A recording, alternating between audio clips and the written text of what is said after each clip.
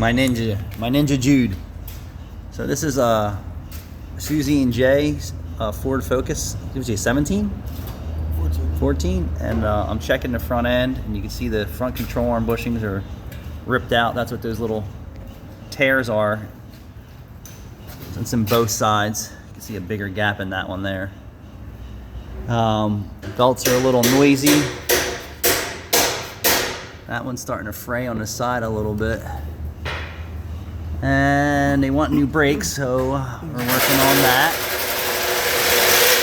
They also said the transmission shutters, which Jude confirmed, and I think this is a clutch type tranny, so it is. We're gonna do a little friction modifier and see if we can't help this along or prolong the inevitable.